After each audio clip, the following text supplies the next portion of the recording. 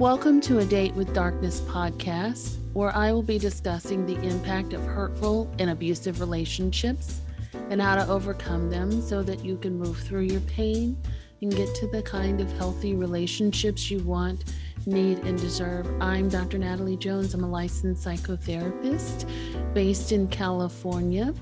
While I hope that you find this podcast educational and informational, please note it should not be substituted for treatment with a licensed mental health professional. Also, due to the nature of the podcast, some of the information presented on the show can be sensitive to some of my listeners, so please note that listener discretion is advised. Hello and welcome to the show. Thank you so much for listening. I'm so happy to be back. I'm really trying to stay on track with releasing episodes this year. So I've been recording episodes in bulk, which I've done before. It's just the intro and outro and kind of putting all things together and just sitting at my computer for a length of time and just doing nothing but podcasting. So I'm trying to get this stuff out. I really want to get this show rolling this year. And you know, today I have a very special guest who I've met on social media, which I meet a lot of guests that way and develop a mutual respect for the guests that I follow on social media. And this guest that I have on today is no exception. She is such a hard-working lady and really a true inspiration. I have Miss Marline Francois-Madden. She's the owner of Hearts Empowerment Counseling Center.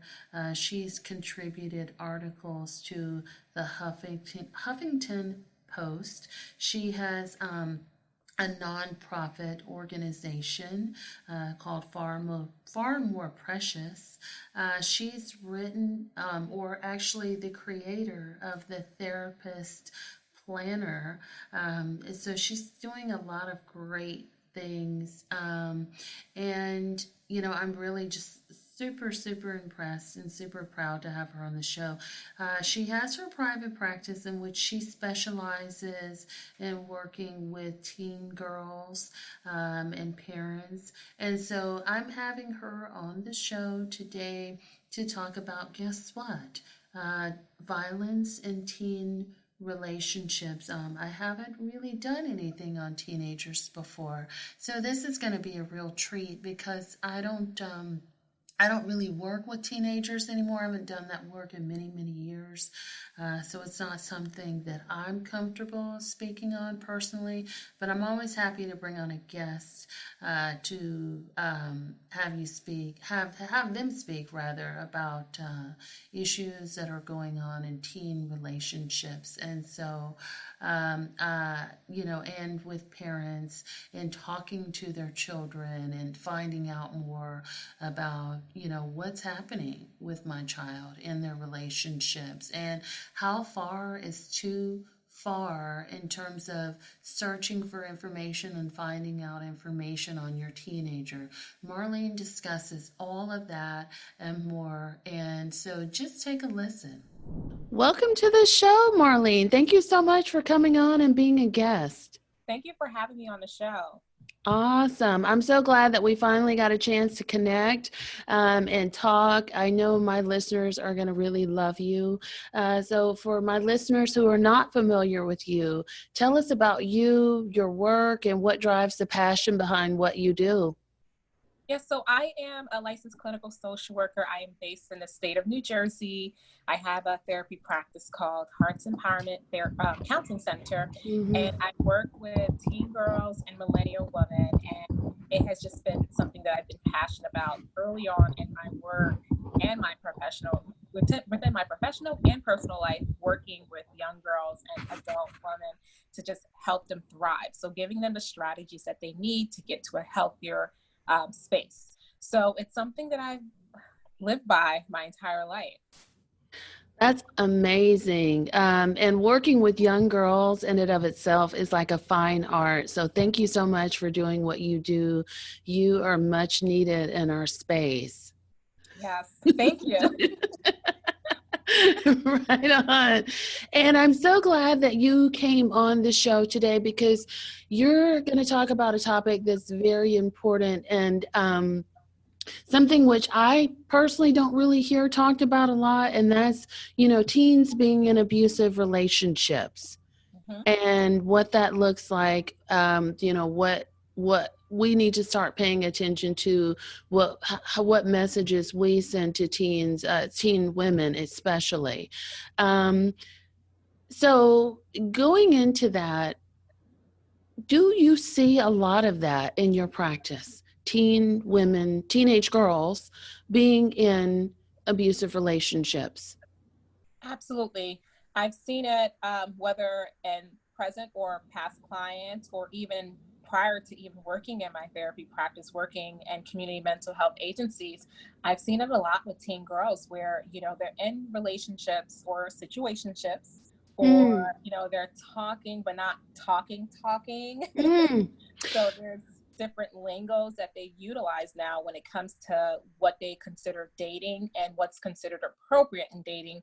So oftentimes you will see that they are in some sort of situation with a guy, or whoever they're dating at the moment, and there's some stalking behavior, there may be some emotional or physical abuse, or even sexual violence. So sometimes they don't let people know. They don't tell adults, they don't tell their caregivers or whoever is around them, whether it's, the school, the guidance counselor at school. They don't really know how to tell people what's happening, and there's a lot of psychological effects that happen to that. Um, and they're holding this in, and they come to therapy and they tell you about it, but then they kind of just brush it off like, oh, it happened, I moved on, I'm fine. But then when you start asking them questions about their sleeping habits and things that they're avoiding, so maybe they used to love going to math class, but now that this boy is in their math class, they're failing math class, they're not going to math class. They're having a breakdown in school, and they're just like, oh, I'm fine, everything is good, but not recognizing, okay, all these other things that are going on in your life may be related to this abusive relationship that you were once in. So let's talk about it. okay. Before we go a little further, the one thing that piqued my interest, and I think is very important for the listeners, especially those who are like parents or teachers or who work with teens, can you break down the lingo for me? So, what's the difference with teenagers between a relationship, a situationship, and talking? Okay. So situationship might just be like the grown-up version, but so a lot of times you'll hear teens say, oh, we're just like talking. So talking is literally, I like you like me, we Snapchat, we talk on the phone, we FaceTime, we may hang out here and there, we may or may not hook up.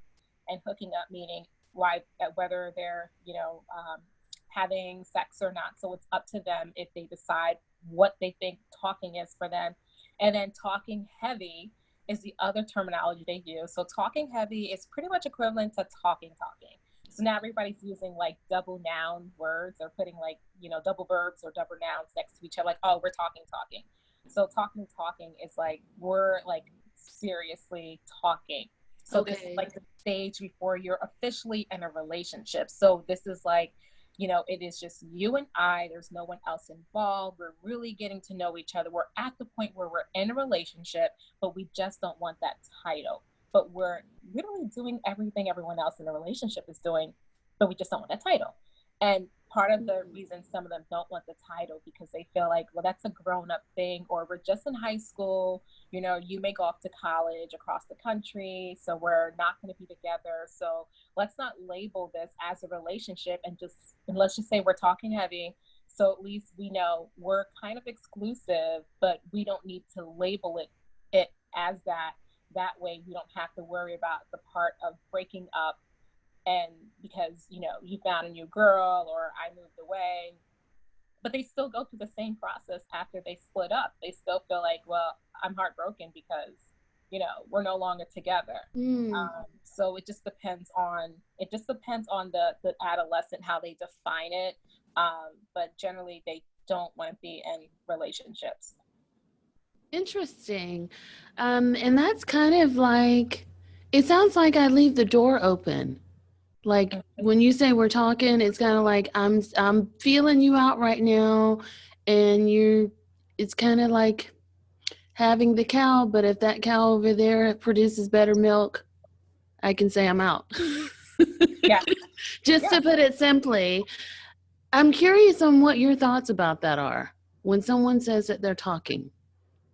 So when they tell me if they come to therapy and they say they're talking, I like to break it down with them. Okay, tell me what that means, to you. Like, what does that mean Mhm. for you, and what does that mean for the person you're talking to? Because I Yeah, want to make sure they're both on the same page, because my goal is to teach them how to establish those healthy boundaries and how to communicate what absolutely. exactly they need, so they don't feel like, well, we're only just talking because that's what he wants, but I really want a relationship. Absolutely. Because if you allow them to say it's okay to do what they do as they get older, they may end up in some situation where it's like, I really want to be with him, but he doesn't really want to be with me, but I'm just going to stick around.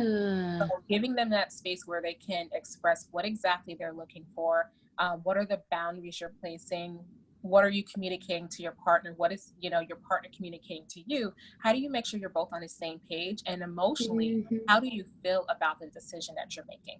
Do you feel like it's a healthy space? And also to checking out to see how involved are the parents in this process. What do the parents know? For all of my teams, their parents know that they're in relationships or talking to someone. They may know the person they're talking to, because I want to make sure that the family is aware of what's happening too, so that they can, so that way the child can also learn how to communicate their needs and their frustrations to their parents. So when they have a bad day, the bad day may be related to the relationship, the guy that they're talking to, but then they get home and then they slam the door, and then they're not coming out for dinner, and the parent is like, what's going on with you? Like, why are you upset? So having them have the parents involved, so that way they can say, listen, I'm having a bad day because we were supposed to meet up and he decided to go hang out with his boys. So that is why I'm upset. I feel hurt. I feel rejected. So having them understand how to verbalize and articulate their needs to their family and also to that partner.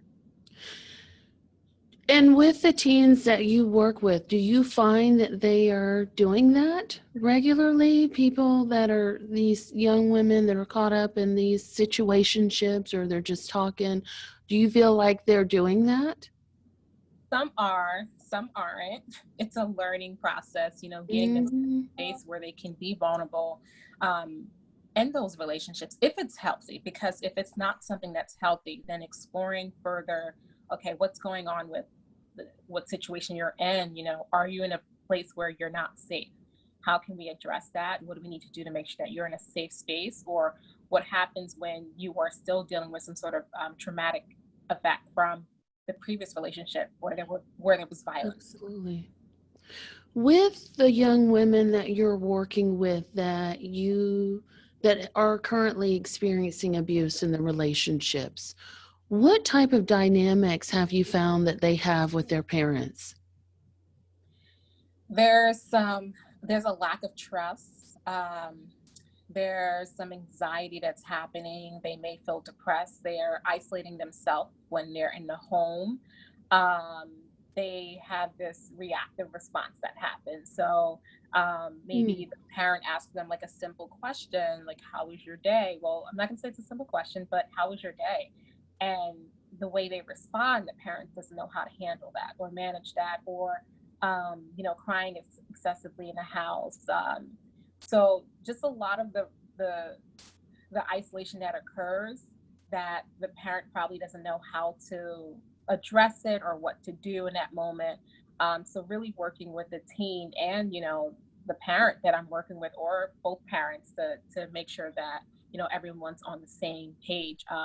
Granted, knock on wood, I don't have anyone currently on my caseload that is in an abusive relationship, but some have experienced that in the past. So mm-hmm. learning, okay, how do you really break away from this? Because sometimes it happens with someone that you were friends with, right?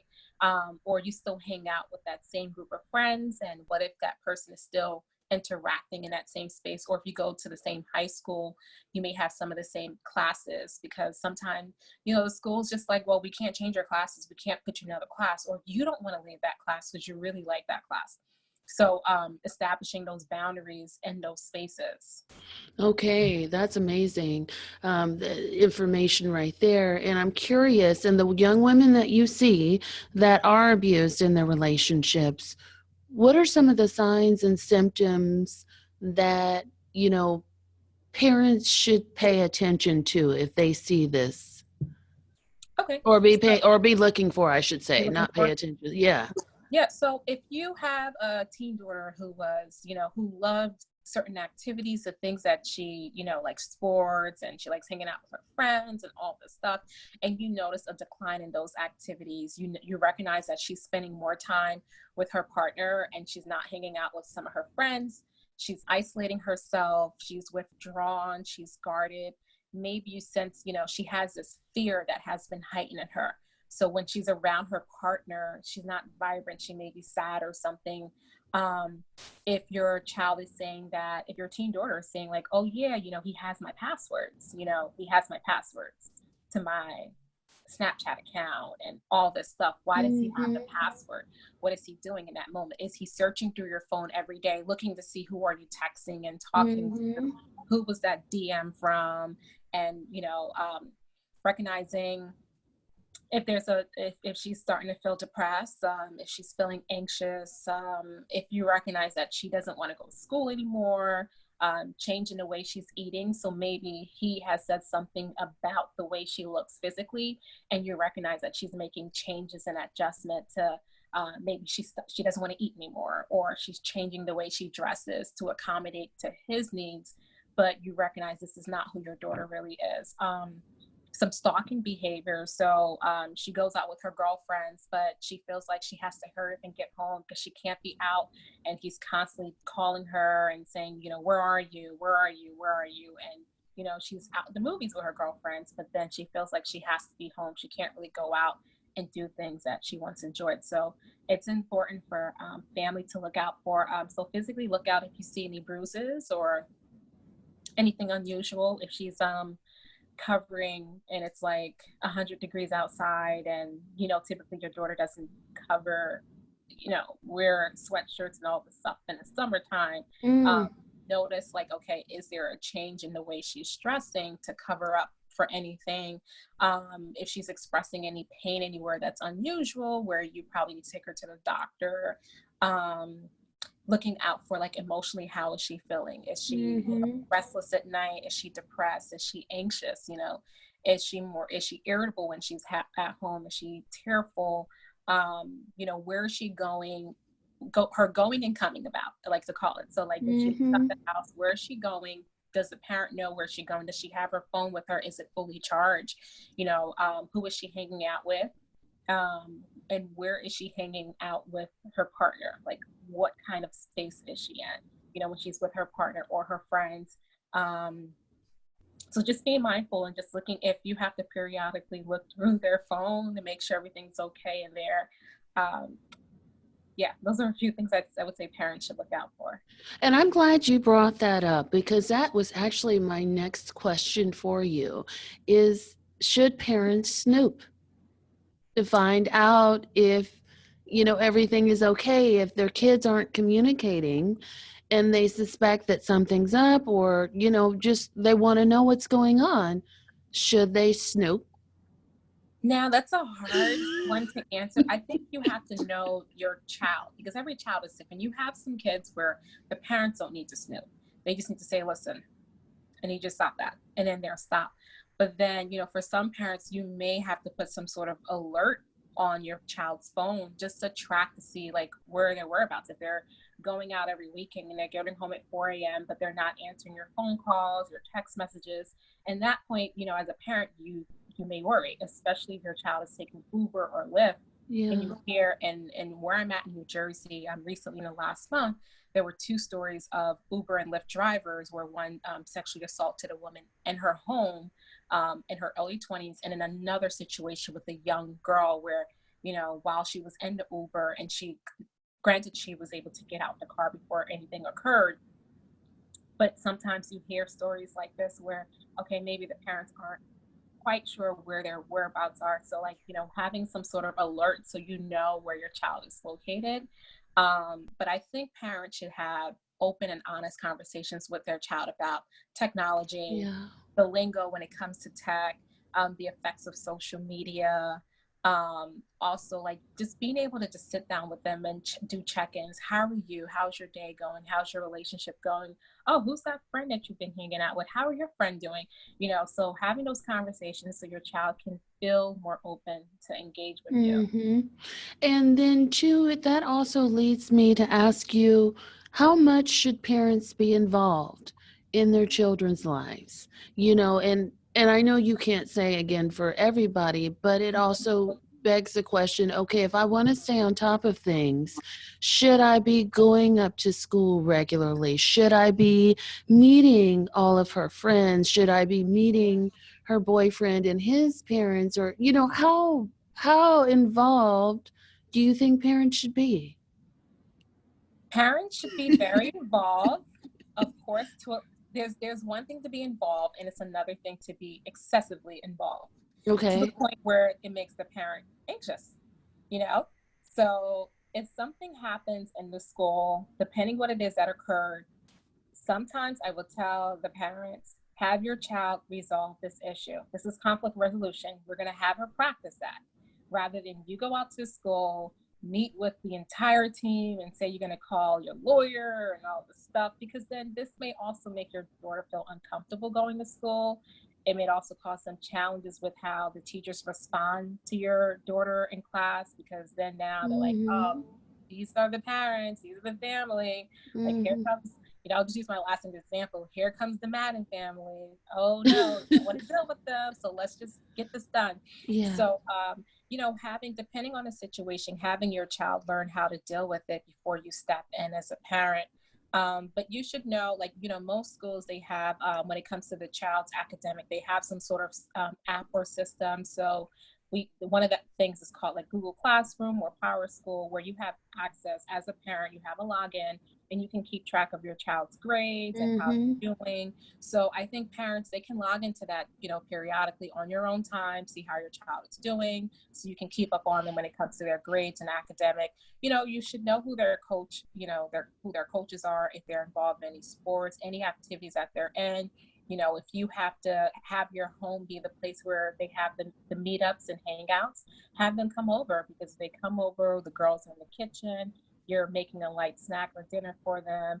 And you're like, oh, how's everything going? How's everything going with you? And you kind of get to know a little bit more about them. So have your home be that safe space where you allow them to come in, because then you'll get to know a little bit more about the teens and see what's happening, and those teens may even feel comfortable sharing with you as a parent. So I think being involved that way, like in a healthy way, where you're being fully present with your child when things are happening, but also to making sure you're not being extremely excessive to the point where as a parent you're starting to get Mm-hmm. anxious. Absolutely. Thank you for that. And, just out of curiosity, in your experience, what influences or how would you say that abuse happens in teenage relationships? Would you say it's more of a learned behavior, something that they're seeing on TV, they're hearing in music, there are peer pressure, or what do you think the most common influential factors are to teen women being in abusive relationships? That's a hard one to answer. I think it's partially a learned behavior, for some teens. For the one that is abusing the teen, they may have been raised in a household where that's what they saw. So you were Mhm. exposed to domestic violence in your home, and now for you growing up, you think this is appropriate.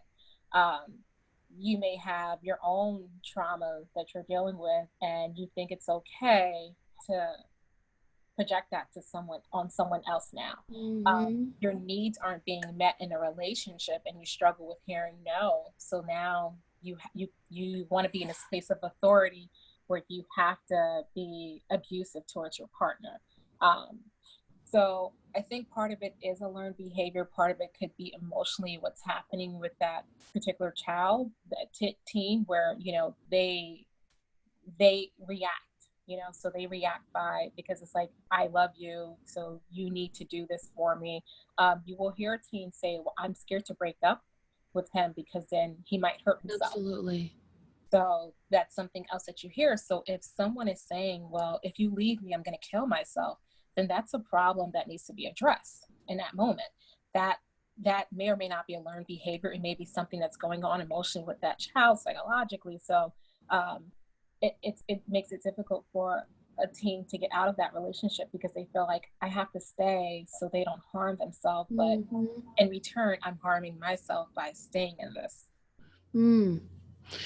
And a part of me is also wondering, you know, if abuse in teens is more rampant or more common, and also can be a little bit more difficult to treat because there's a lot of pressure for teenagers, a pressure to conform, pressure to look a certain way, and pressure to act a certain way, and pressure to try to fit in, pressure to do well and look well, and you know, all of this kind of stuff. So there's a lot of I guess image pressure, if that makes sense. More so than when you become an adult, then you don't really have that as much. But in school, you know, you kind of want to fit in, click up, or whatever. And I'm wondering what your thoughts are about that. Yeah. So, you know, with social media too. Absolutely. It's all about being goals. I want to become the next goal. So like, you know, maybe online, and I think this is a new thing that's happening now when it comes to domestic teen dating violence too. Okay. Looking at social media where maybe that partner's saying, you need to make sure on social media you present me well. If you don't, or if you're liking some other guy's picture, or you're making a comment here, then it's going to be a problem for you. Or aside from stalking their social media pages, the other thing is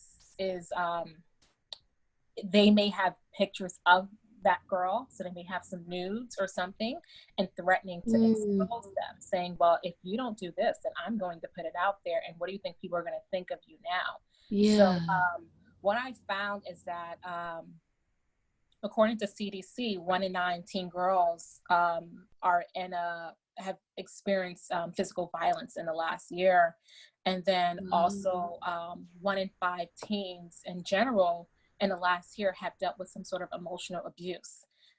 So how do you define emotional abuse? What does that look like? I remember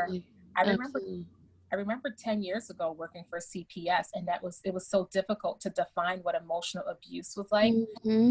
But now I think when you look at social media, it's easier to kind of define it, because you see the comments that people are leaving and how they're threatening their you know, the person that they're with, or they have other people threatening and name calling them, especially in situations where maybe a girl had sex with a boy and it was videotaped and put out there, and everyone in school is aware of it. And now there's a lot of name calling happening for the young girl, and she's withdrawn. She doesn't want to go to school, experiencing anxiety, having flashbacks from what occurred. But then also too, they're experiencing that in school. Then they go home, and it's like, what do I say to what do my parents think of me? You know, is this my fault? You know, the blame game that happens. And then you know, that guy now has all of his friends doing all of this name calling, because people have access to people because of social media. You know, with these teens, they have private accounts, they have fake accounts. So all of this access. And so the bullying doesn't stop when school gets out and the bell rings at 3 o'clock. Absolutely. It continues on until they get home, until the night, until the morning time, and they go back to school. So it's like they're being introduced to so much all day long. The violence, it's you know, it's there, and it's difficult. So emotionally, they're going through a lot. Absolutely. And as you're talking, I was watching a case on Investigation Discovery. I want to say it was Audrey Potts' case. I know her first name is Audrey, but I'm not quite sure if her last name was Potts. But she was a teen that was being bullied with the revenge porn that you're talking about. And I'm wondering, is that something that's pretty common? Because that was kind of troubling to me, something in which all of her friends kind of got in on it and people passed it around. She dropped out and then she ended up, it was something which she ultimately ended up killing herself over. But I'm curious from your standpoint, how common have you seen people being bullied, or I don't even think bullied is the appropriate word, but just being kind of held hostage by revenge porn? I've definitely seen it. It's hard, and now a lot of the schools, they're getting involved. They have government officials, well, not government, police force, Okay. FBI, they're getting involved now. So there are legal actions that are being taken. Okay. But it's hard because for that teen girl, they're going up against, this is a guy, or maybe it was another girl, this happened, and you're dealing with your friendship groups, you're dealing with, the partner or former partner with it, or whoever it was, their friend group. They're going up against, maybe even educators, their teachers who don't understand and say harsh or mean things, or the security guard at school who says mean things to you, not recognizing that you're dealing with something that is severe. And in that process, after it happens, you're dealing with, there's a lot of trauma that happens in that moment where, maybe they're seeking therapy services, but then also there's legal action that is being taken. So now you're meeting with attorneys and prosecutors and all of that, where you're just like, I don't know if I want to go through this. I just want to get through school and be done. But then now you're having a difficult time being in school, and your family is fighting and advocating for you to get your classes switched, and the school's like, hey, this is what we can do. We can't do much. So you're up against so much, and it just makes it difficult because you feel like you're the only one, and I deal with this, and why do I have to go through this? Why can't it all just disappear? So it goes from why can't it all disappear to how can I disappear? Yeah, so I've seen it as young as having an 11-year-old sending pictures, and this was years ago, like sending pictures to the point where the police had to come in and confiscate all electronics, and it was really sad because one of the kids used their parents' phone. So if the child didn't say anything, they would have thought it was an adult male figure who sent pictures to this little girl, and it really wasn't. So things like that happens because sometimes the kids are using other people's phones to do this too. Wow. That's really sad to hear. And it seems to be, I don't know if it's just being televised more or if it seems to be, to me, it feels like it's on the rise because of social media. Social media makes everything easily accessible and shareable, and just, people are kind of going rampant more with that as opposed to just having cell phones. So it's a lot of ways in which these girls can get themselves in situations that are very distressing.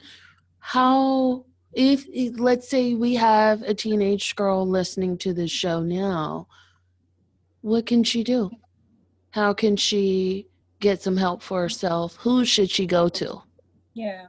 So find a trusted friend that you can go to, someone at school, guidance counselor or school social worker, or school psychologist, or someone in your family, an adult that you can go to. That way, if legal action has to be sought out, they're able to do that.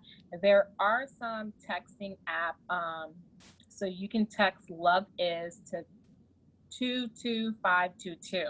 That way you have some sort of tech support to go back and forth with. There are some resources online too, but having that trusted individual that you can talk to and let them know what's happening, so you can remove yourself from a situation that does not feel safe for you, that puts you in a place of danger. Awesome. And as you were talking, I was thinking about, I know teens are big texters. That's what they say. Teens are big texters and into social media. I do think a lot of police departments are now evolving with that, and that they can now actually start to text local law enforcement if they are being victimized or bullied or abused or whatever you want to call it. So I do think if you if you check with local law enforcement, they can probably text their hotline or whatever that they have as well. Yeah. So I do want to put that out there. Um, and when you're working with these girls in your practice, what do you focus on with them? How do you start your work with them? So first, I'm starting in a place where I want them to feel safe. So safety is my first thing. So I want them to establish some sort of trust with me. So getting the basics as far as, what do you like to do for fun? How's school? Have them talk about the things that they enjoy, but also talk about what happened, what occurred with the situation that they were once in. If they were involved in a dating violence situation, identifying their triggers, how do they respond to their triggers, creating some sort of safety plan. Who are the people that you feel like you can trust? So working with them on how to rebuild trust with people, establishing healthy boundaries, being able to verbalize how they feel about situations, having them learn about vulnerability, teaching them consent.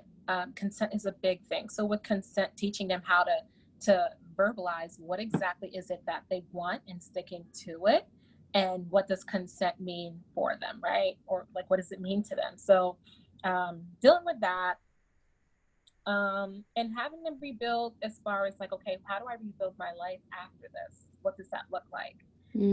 Because they have new challenges that pop up that may not be related to it, or they form new relationships and they're in a new relationship, but then they are struggling. They feel like things from the past are creeping up, or certain things, new things come up that may be triggering for them. So recognizing what those are, how their body feels when they get a new partner and the new partner hugs them, wants to get intimate, kissing them, but it brings them back. They get a flashback.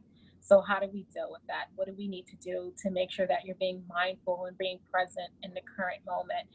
How do you express to your partner what boundaries you want to put in place until you feel safe enough to build this intimate, to get more intimate, not necessarily sex, but like kissing and hugging and holding hands, so rebuilding some of that. Awesome. That sounds like great work.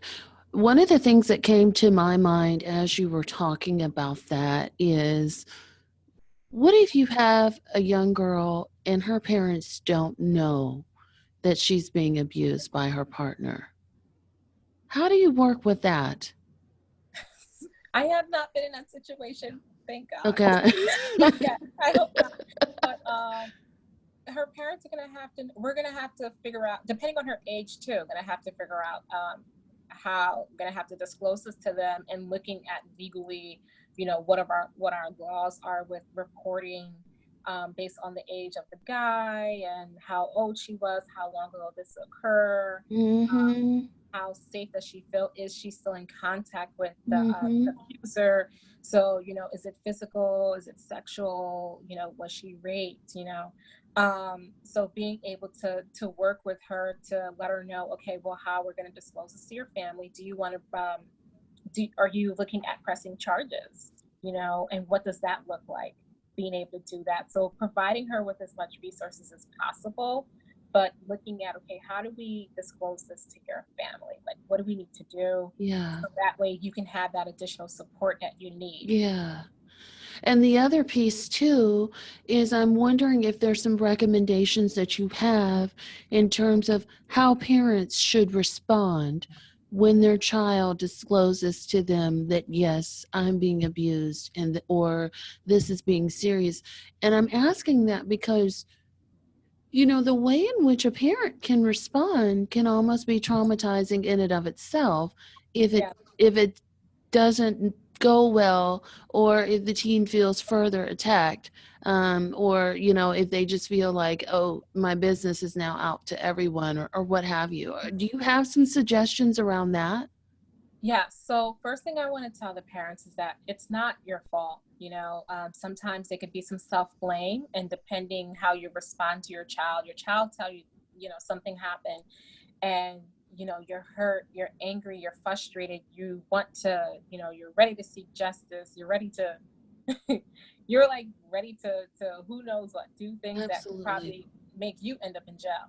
So recognizing how are you responding in that moment, what can you do to make sure that you're responding in a way where your daughter can continue to go to you for support, because it is hard for parents and their child to be in that space of vulnerability, and what you will do in that moment.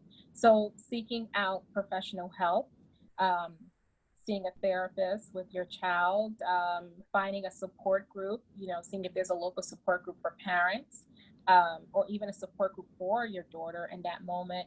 And I know depending, some, like there's like certain like victims and crime offices that offer like Yeah. support, like Yeah. services, and they offer therapy sessions and things like that. They have like a stipend available to give, so that way someone can um, Mm-hmm. be a therapist. So looking at resources like that that may be available. What I think for the parents, recognizing that this is not your fault. I need you to Yeah. create a safe and create a safe environment for your teen during this Mm-hmm. moment. Look out for the signs. Even after she's been through this, maybe there are some other things that pop up, and how to recognize, okay, if she's, if you think as a parent she's acting out and she's so rude, recognizing, okay, well, maybe she's going through something. What can I do to be of support for her in this moment, and give her, have her seek professional help to give her the coping skills that she needs in this moment Mm-hmm. to communicate her needs. Okay.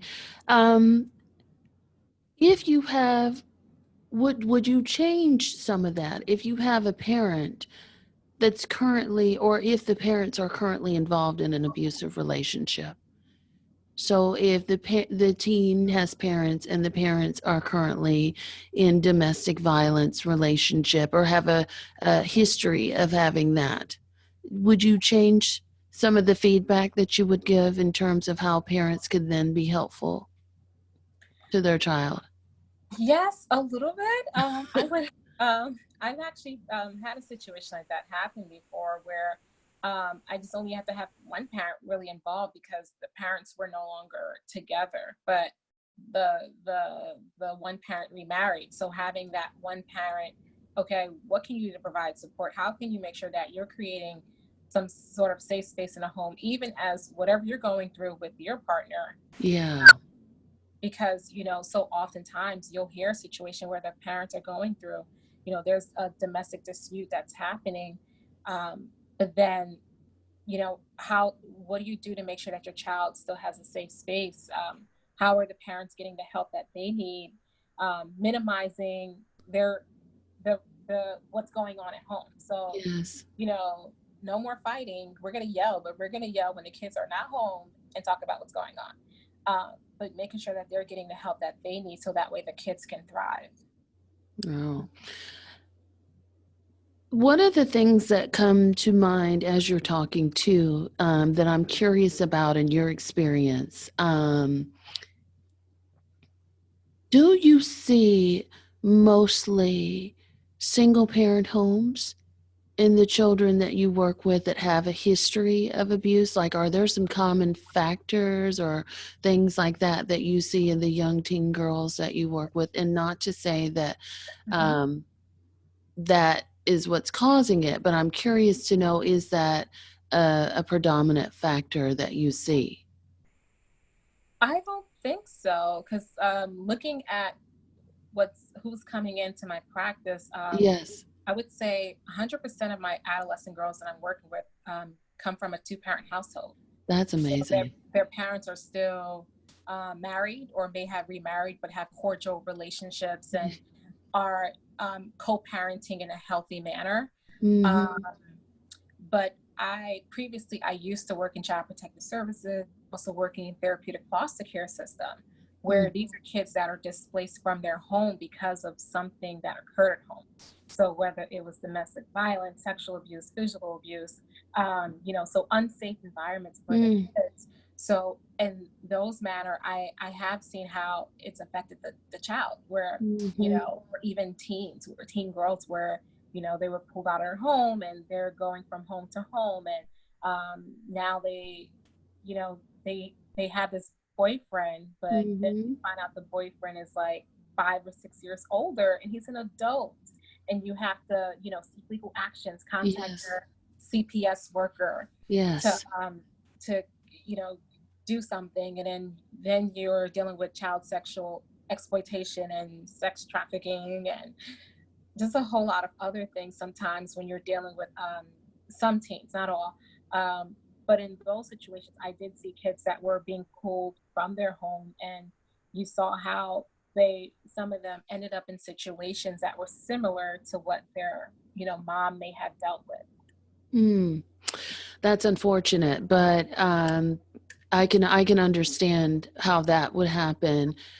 The other piece that I'm curious about is these girls that are in these relationships.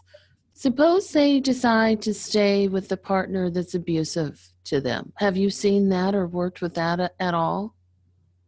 When I was working in in foster care settings, I did see that, but these were girls that were living in residential facilities. So they're in residential facilities where there's 24-hour supervision. So when they did leave the premises, it was only for like an hour visitation with their family, or if they had a weekend visitation.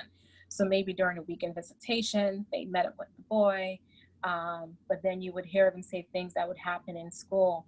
And at that point, because these kids were still in custody of the state, I always had the state involved to, okay, like, what do we do in this manner? Like, because you also wanted to make sure that the teen trusted you and that they were pulling away from you, because now, if their partner is saying, if you leave me, I'm going to harm myself, then they may do anything at all costs to stay with that partner.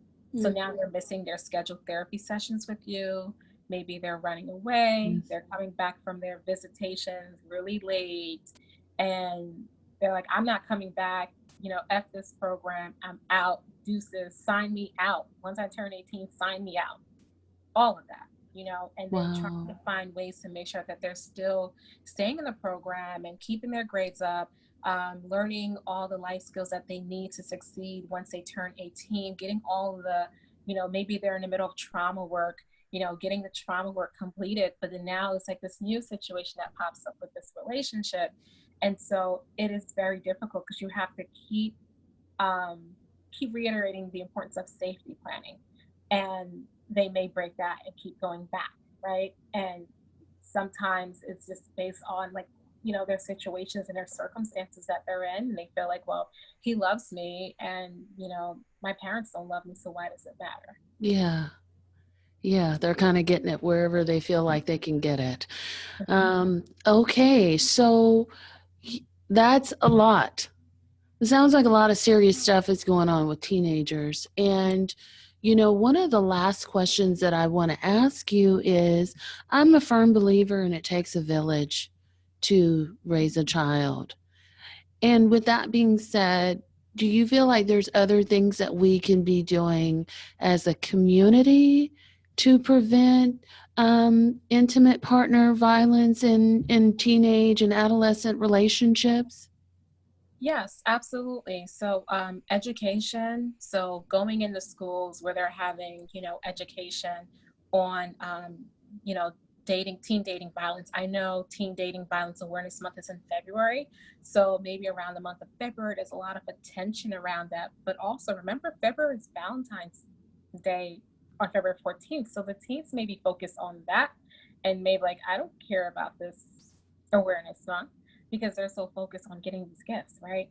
So making sure that the education around that is happening all year round, whether in school, having workshops and seminars for the parents, so the parents are aware of not just parents, but caregivers, adults, anyone that is working with children and teens Sure. or raising teens, for them to know and are aware of like the signs to look out for, what to do if something happens, how to create safe spaces, who are the people to call in your local community, having law enforcement involved, and even some of your politicians to discuss what are the legislations, what are the laws that you have in your state, maybe even your county, who are the go-to people in the community, having a list of community resources for that town, because every county, every state is very different with how they operate sometimes. So there may be things that are nationally recognized, and there may be things that are just within your community. So knowing what resources are there for people that have insurance, uninsured,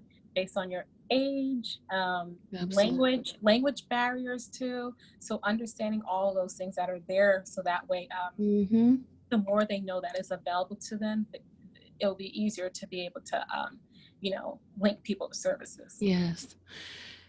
And I think one of my last questions, I know I keep saying that, but another question that comes to me is a lot of these young girls have besties or BFFs that they confide in. And if they do find themselves in a situation and they confide in their BFF, should their BFF break their confidence and tell someone? They should. I know this sounds. If someone is in danger, absolutely, they have to have this honest conversation with them. Just like how us, as mental health professionals, we tell them during their intake that everything you say in this space is confidential. But Except if you are in imminent risk or danger, and this is how we define imminent risk and danger, again, if you're breaking them down, then and here are some things we're going to do. If you tell me that you're suicidal, you have a plan, and you're like, listen, I'm doing this today, I don't care what you say, then I'm not going to let you leave the office and go home. Like, all right, bye, let me know when you get home safely, let me know when you get to the hospital. No, you're going to stay here. You're going to wait till I call 911 and mobile response. They're going to come here, assess you, bring you to the hospital. You go to the psyche, or they handle it. So having them recognize that, okay, but I'm going to tell my friend, and then they're going to tell their bestie, but the bestie also has to look out for their best interests. And I think sometimes the bestie doesn't want to say anything because they feel like, well, if I say something, she's not going to come back and tell me something else when something else occurs. But what if that's the last time? So using that as an opportunity to tell a guidance counselor, an adult. So maybe, they're terrified to tell their parent in the moment, but telling someone else that, that they can trust, that may be able to help them and give them resources, looking at different texting apps for them to reach out for help too. Awesome. I think those are great suggestions. Do you have any books or videos or anything that you recommend for young teen women or even boys, but teenagers who are going through violence in their relationships? Yes. So 2 websites I would say is loveisrespect.org. They provide some resources there. They're pretty common. And then there's another one called Teen DV, DV standing for domestic violence, .org, another website that they can look at to find resources. And also the CDC, the Center for CD, Disease and Control. I can't even say it. Center for Disease Control. Yep. Yes. They have a lot of resources too on their website. They actually have a curriculum called Love Matters, and Dating Matters, I should say. It's called Dating Matters, and they have a whole curriculum. So that may even be a resource that they can look into. Nice. And they have tools on there for parents, for if you are the friend that, if you're the bestie and you found out your bestie's getting abused, there's resources for you. If you're a family member, like it has resources for different people. So maybe you're not the one that's getting abused, but your friend is, or your cousin. So there's resources tailored for you to know, okay, what do I do in this situation? A really great book I like is Boundaries. So this book is by Dr. Henry Cloud and John Townsend. They're both psychologists, I believe. So they have books on boundaries for different levels. So even have it for teens. And I think teens, it's important for them to understand and learn how to develop boundaries. This will help them. So I think that's a great book that they can read. And as always, like I said, go see a therapist. Seeing a therapist is always great.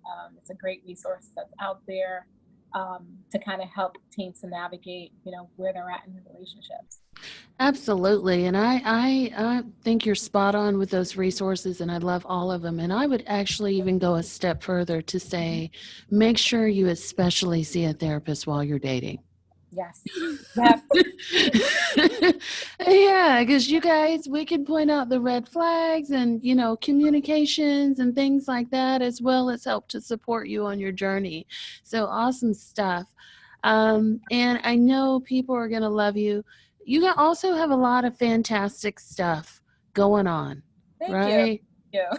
Tell the listeners how they can find you, and tell us what you got going on, what you got coming up, how we can also support you and your growth and your journey. Yes, absolutely. So you can find me on all of my social media platforms, marlinefrancois.com. And Marline Francois, you can find that on Instagram, Twitter, my YouTube channel, where I have a few videos up there. Yeah. I also have a planner called the Therapist Planner, which is a daily planner designed for mental health professionals, and it has some resources in there. So I also have that available on my website. So check me out. I'm available on here. Yes. And you have some webinars and stuff too, right? Yes. So I actually have a webinar coming in November that's going to be on Instagram marketing for therapists, because one of the things I enjoy doing is being this creativepreneur, and I realize that visibility is key. So sometimes people, they get extremely overwhelmed with going on the different therapy directories that are available to find a therapist, because they just see your picture, they see all these words, and they don't know what Absolutely. happened. All the clinical jargons, and they're like, do I need CBT or DBT? What do I need? I don't know. So what people are doing now, because we're tech savvy, people are Googling people's names. So when they put your name in Google, if you have videos on YouTube, they can click on a video and watch a video of you talking about strategies to help me manage my anxiety. Then they're like, wow, this is great. I think I want to go see her. So that's part of the reason why I'm doing this Instagram marketing, because we talk about code of ethics, but there's a way to do it in a way where it's ethical, where you can have a professional page that provides resources, which is not a substitute for therapy, but it gives people some idea as far as, okay, you know what, I think I should go see a therapist now. I'm seeing what she's putting out there. I'm seeing that therapy is an okay thing. I'm seeing some of the signs I need to be aware of. Let me go see a therapist. Absolutely. And thank you so much. And I'm happy to support you on your journey. And it's good stuff coming up from you. So I know our listeners are going to love it. So thank you so much for coming on and talking about everything. We appreciate you. Thank you. Thank you so much for having me. All right. All right. Thank you so much for listening to the show with myself and Marline. I'll be sure to post those resources up in our show notes section. If you have some questions, comments, or concerns you want to reach me, please do. adatewithdarkness@gmail.com is that email line, so be sure to send that email. And the greatest gift is always the gift of sharing. So please be sure to like, love, and share the podcast, and subscribe to the podcast for future things. And if you want to come on over to my website and give my website a browse, that's always a good thing too, drnataliejones.com. Be sure to sign up for that email newsletter so you can be kept abreast about what's going on with me, and just some information, tips, and interesting facts that I give my subscribers about narcissistic abuse and toxic relationships and how to heal from them. And until next time, please be sure to take care of yourselves, take care of your family. And also, if you're looking for some support from people who have a history of being in toxic and narcissistic abusive relationships, please come on over to my Facebook group, A Date with Darkness. And I look forward to talking with you next time. Until then, be well,